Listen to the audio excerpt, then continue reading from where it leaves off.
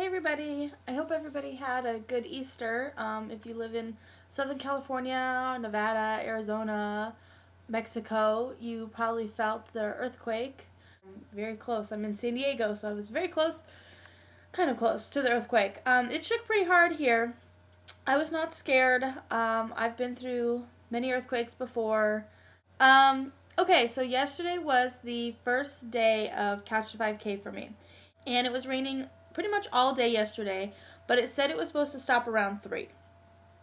So yesterday was also my first day part-time at work. Oh, yes. And the rain had stopped. I got my shoes on. I got everything ready. I drove over to the lake where I'm supposed to do my workouts, and it was closed. I guess they closed it because of the rain, and it's a dirt path all the way around.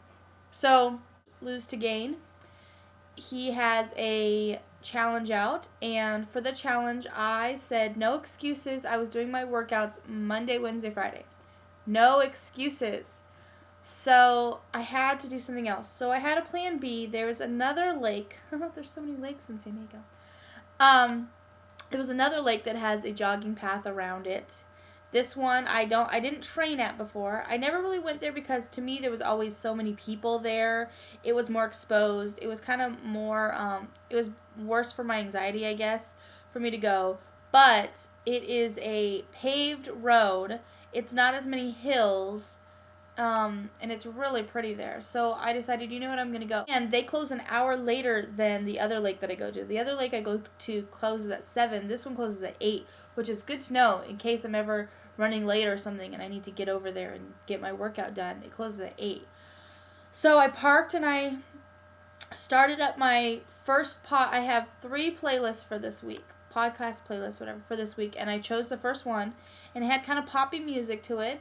And I've never really worked out outside with headphones on because I always feel like I need to know what's around me, who's around me. Well, I just kept the sound down. And I could hear people. I could hear running people coming up behind me. I could hear a lot, but I could also hear the podcast. And it starts with the 5-minute warm-up walk, and I did that. And then the 60-second run, and I did the whole run the whole time. And I made sure I kept my pace slow. And I got to the 60-second mark, and it told me to stop, and I was like, yes, I made the first one of 8. So then it was the 90-second recovery time, which my body needs more than 90 seconds to recover because the time that next run came up, my breathing was regular, but my legs were not ready. Well, I guess recovery is just your breathing. So my breathing was okay. So the second one I ran, and I ran until I felt I needed to stop, and I stopped, and I think like 2 seconds later, she said, stop running, and I was like, okay, well, I pretty much made that one. If I would have taken like another step or 2, I would have made that one. So then the recovery walk, and then the third one, I probably made it like 40 seconds. The fourth one, I probably made it like 25 seconds. The fifth one, I skipped. I had not recovered yet, and I skipped the fifth one. The sixth one, I ran about 45 seconds. I got more energy that time. The seventh one, I skipped, and the 8th one, I ran the whole thing. I pushed myself hard, and I ran the whole thing. So, not great, but I did better than I thought I would do. And it was only the first day, I have to build up, and I know that I'm going to be repeating weeks. So, if by Friday, if I can't complete all the runs with the 90-second recovery times, I will be doing week 1 again next week. And that's okay, because this is, slow and steady wins the race. How many times have I said that, And so that's okay. I'm not afraid to do that, Okay, I told you guys the story when I was at the other lake, and the old lady with the crutches told me, what did she say? Looking good, kid. And it, motivated me.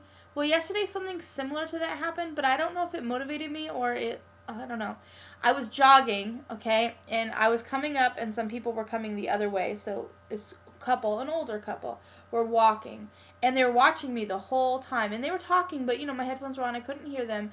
And then I stopped once I stopped jogging, and they started clapping for me. And I don't know if they were mocking me, like, oh yeah, you did it, or they were like, yeah, you did it, go. So I don't know.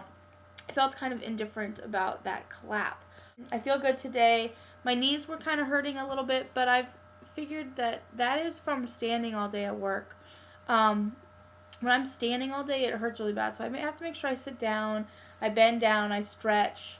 So, yeah, day one went pretty well. I'm not going to update tomorrow. I will update you guys Friday on day two. I'm thinking about doing some arm workouts on the days of Couch to 5K, because the days that you don't do Couch to 5K are supposed to be rest days, and I don't want to do any working out. I want my muscles to fully regenerate and energize and whatever. So I think on the days of Couch 5K, after I'm done, I'm going to come home and I have some 8-pound dumbbells. And I also have an app called iFitness. It costs a little bit of money, but it shows you all these workouts that you can do. And it shows you how, like, not workouts, but like exercises you can do, and it shows you how to do them. So I think I'm going to work on my arms, and I might, keep doing the stretching and stuff. Maybe like some sit-ups and stuff. So I don't know. I don't want to neglect my arms since my legs are getting all this workout. So anyways, I hope if you are doing Couch 5K that it's going well. Check-in will be on Friday's weigh-in video. And I will talk to you guys later. Bye.